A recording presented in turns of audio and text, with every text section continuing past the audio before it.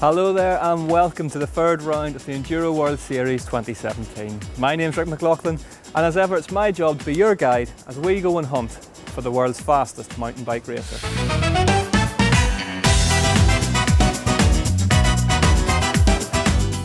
We're at round 3 of 8 in this year's championship and the first 2 have been wet and wild weather affected affairs. Who could have predicted that a spot of moisture would make racing bikes down mountains slightly more unpredictable?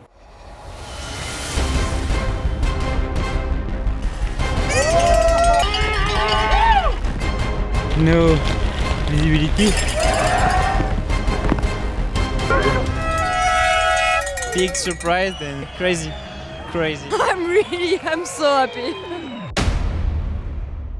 So what is Madeira famous for? Well, we've got dolphins, we've got men pushing other men down hills, and we have got the beautiful Cristiano Ronaldo.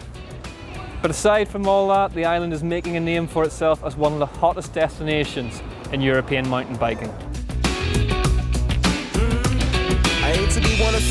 The race is set to take place over 2 days. That's 97 kilometres and 9 stages of freeride Madeira's finest trails. The riders will face nearly 5 vertical kilometres of downhill.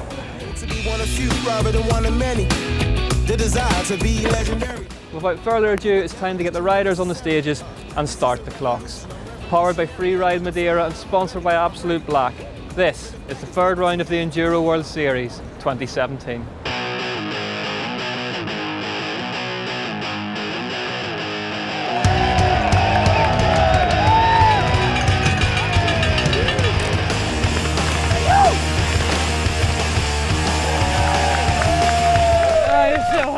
Long, a lot of little climb.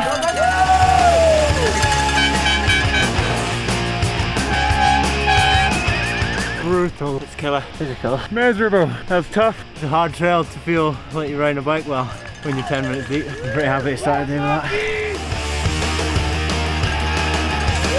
The new start top was tough. Didn't know the grip levels, you know. We were battle out there, but it was fun. Good to get that first one out of the way.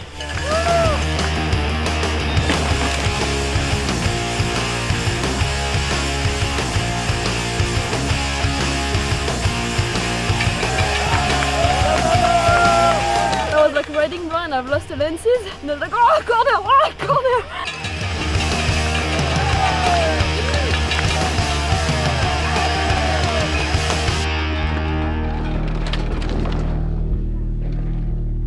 Series leader and reigning champ Cecile Ravenel had to settle for second place in Tasmania and it had clearly lit a fire underneath her at round 3. Stage 1 was set to be the longest and most physically brutal of the weekend and she won it by nearly 11 seconds. Ines Thoma and Anita Gehrig were second and third just ahead of round 2 winner Isabeau Courdurier. In the men's race it was clear that seconds were up for grabs for those prepared to dig deep, but few would have predicted that it would be Frenchman Thomas Leparis who would lay down the most watts to make it home fastest. Jared Graves was second and Damien Otton came home in third. I kept my pedal and then I went down really fast. But the crowd was there, so they cheered a lot, so they helped me to get back up. Vision restored, Courdurier was fast on 2 but not as fast as Ravenel, who finished 6 seconds ahead of her. Israel's Noga Karem set about impressing everyone with a third place.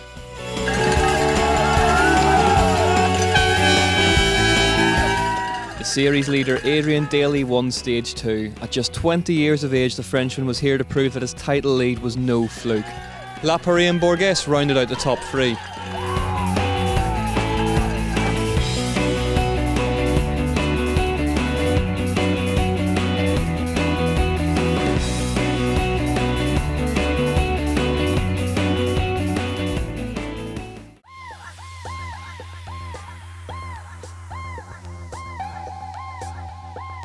The third stage was a monster featuring perilously slick rocks and exposed ridgelines.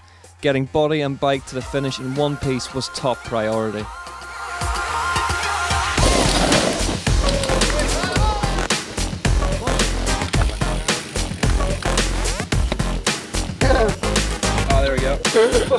Mechanicals set in and slowed many, but Richie Rude battled home to third place.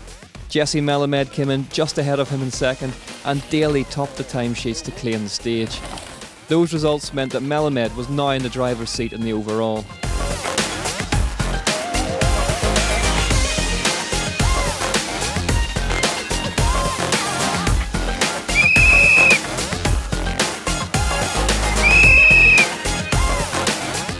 Cécile Ravenel used the win on stage 3 to inflict some serious damage in the overall. Cordelier was still best of the rest, while privateer Noga Karem was riding high in third. Ines Toma was in fourth.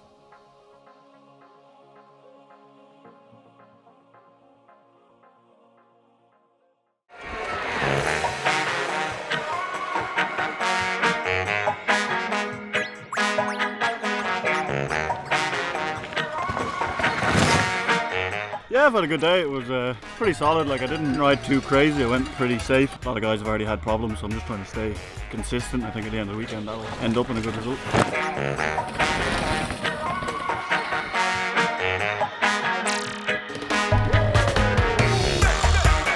Does it feel strange riding 2 days as opposed to one this year? I think it makes it harder. You need to arrange all the equipment again and fix the bike.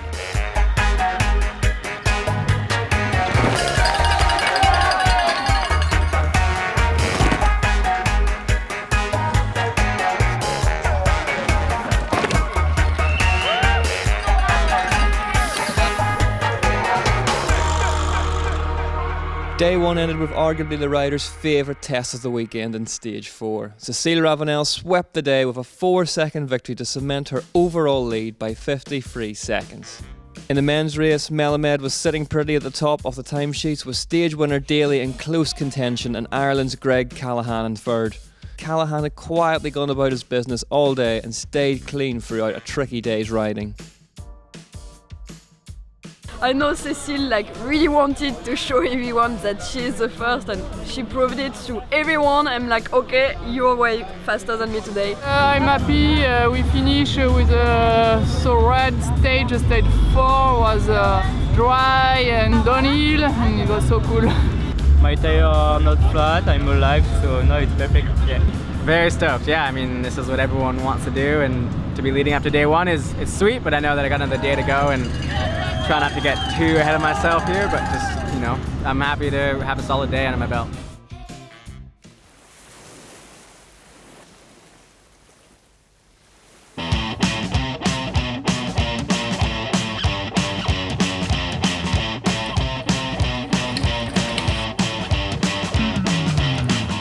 Why do they put the stage the most physical in the morning? It should be forbidden.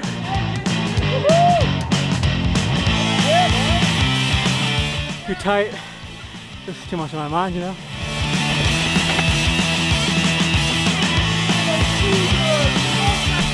Big crash.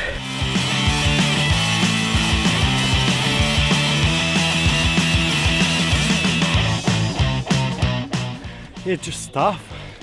It just keep going. Not my favorites, but the next half way better.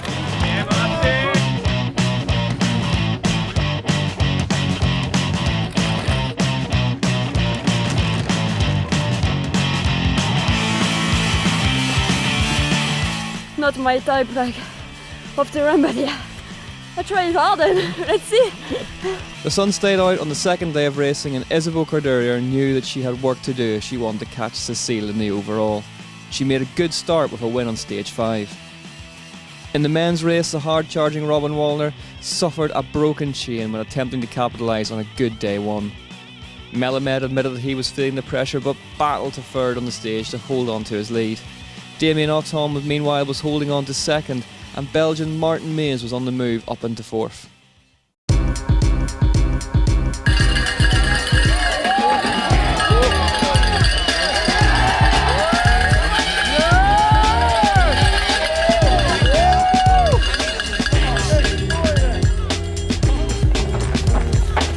Not so good. That big crash at the top.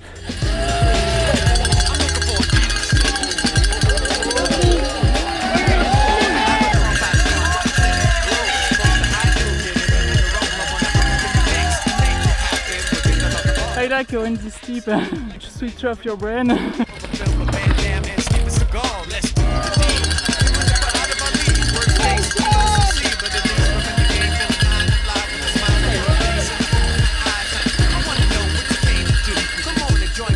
Adrian Daly laid claim to stage 6 after a huge crash on 5 which had essentially ended his overall hopes. Martin Mays was second and was finding his speed at the right time. Sam Hill was third, and Melamed was now finding his form again and was looking comfortable in the lead of the overall. At the front of the women's race, it was again nip and tuck between Corderia and Ravenel, with Cecile taking victory on 6 by the narrowest of margins.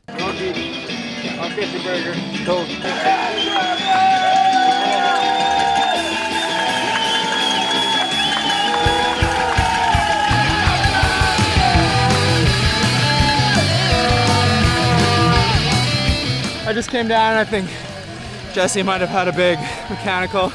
We heard a big bang. Yes? Honestly, one of those, like, I don't know what I did, but all of a sudden the back wheel was just gone, so it sucks, but hopefully I can continue on and we'll see.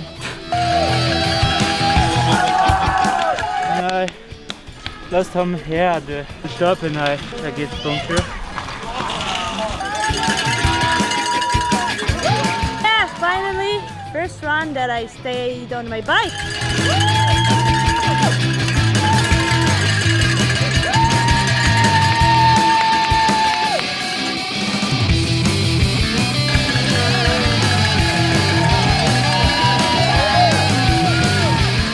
Yeah, pretty solid stage there. Consistent again, just trying to, that one was had a lot of good lines in it, so just trying to hit my lines really, and I hit them pretty well.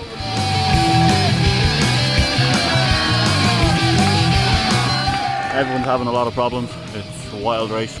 On the ferocious stage 7, downhill specialist Miranda Miller took the win, with Cecile Ravenel 2 seconds back in second to maintain her grip on the overall. That bang from the top of the stage signalled disaster for Jesse Melamed when his rear tyre exploded. It was a cruel blow after such a sustained period in control of the race. The Roxon 7 would also claim Adrian Daly's rear wheel as his dramatic day continued. The men's race had a new leader in the form of Greg Callahan. Like a trendsetter, there's no competitors. I'm ever so confident. I'm repping for my continent, not looking for a compliment. When I break through, I'm coming to America, tearing down the barriers. A real enduro stage, a bit of climbing, a good corner and some rough section at the bottom. Spotlights on me, riding lyrically, cause I float like a butterfly, sting like a bee, I smile when I speak. That stage was good. That was fun. Like that's kind of my sort of stage, that one, I think. Now I'm surrounded by a dream team, sitting on top of the league, supporting the grand vision I see. Spotlights on me, riding lyrically, cause I float like a butterfly, sting like a bee, I smile when I speak, as I ride in the beat. First black prime minister delivered his speech. Then one day, my people are free. A true poet like me is simply what the world needs to see. Someone that's sincere, the gracious. It's like sunny out and just enjoying it. I think one of my favorite stages today. In the women's race, it was once again Ravenel with the victory over Corderia and Carême. As the day wore on, the crowds retreated to the return of the champ. Richie Rood won stage 8 by just 1/100th of a second from Mays, but Callahan kept the pressure on with a third place to top the overall timesheets. Callahan now led from Mays by just 2 seconds. The slightest mistake from either of them on the day's final stage would be the difference between defeat and victory. If I had a bit of a gap, I'd ride safe, but I'm probably better off just to attack anyway, because when you ride safe, that's when you make mistakes.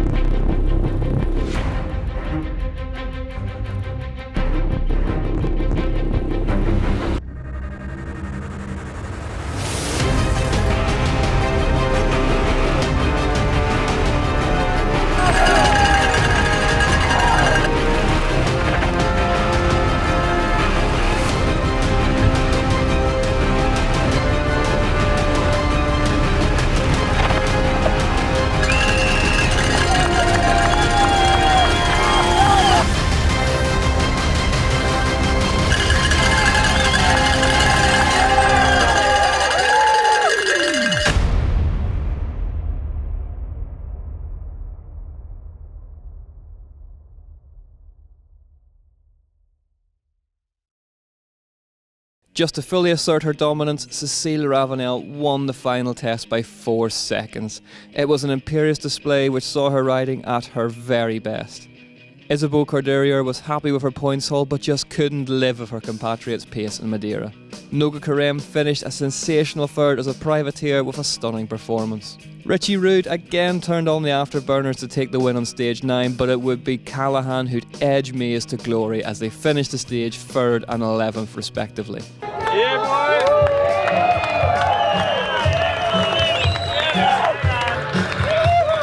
Well done, how does that feel? Amazing, yeah, so good. It was a bit of deja vu after Tasmania being in the lead for the last stage and then blowing it, so just went full YOLO for the last one and it paid off. Like, it was a loose run, but I got it. Yeah, I've won 2 at home and I haven't won anywhere else, so to get one somewhere else is just amazing. Isabeau took the win at the last round. Did that give you a bit of motivation here in Madeira? Yeah, for sure. I was a little bit disappointed after Tasmania, and I changed a little bit my training, and now I feel better.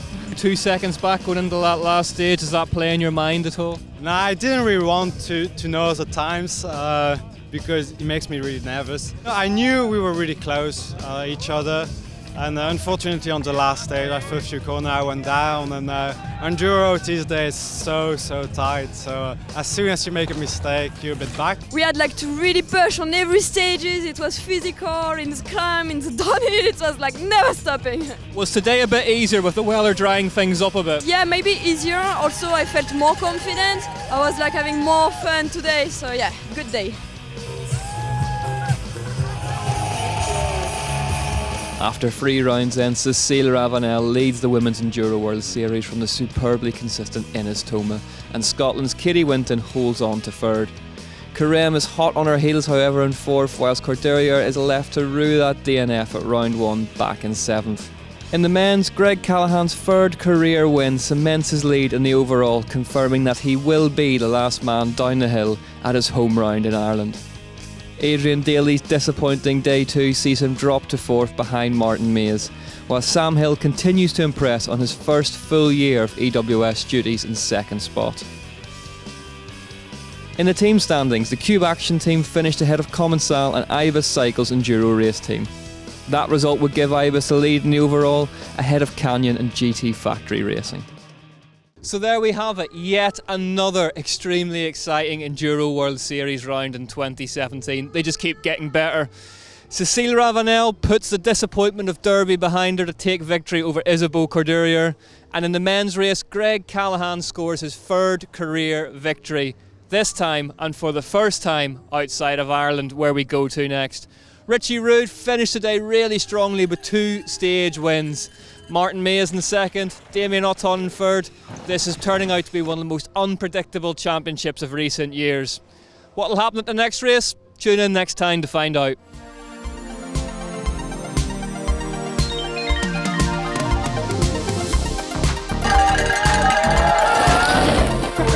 Yeah. Everyone's having a lot of problems. It's a wild race.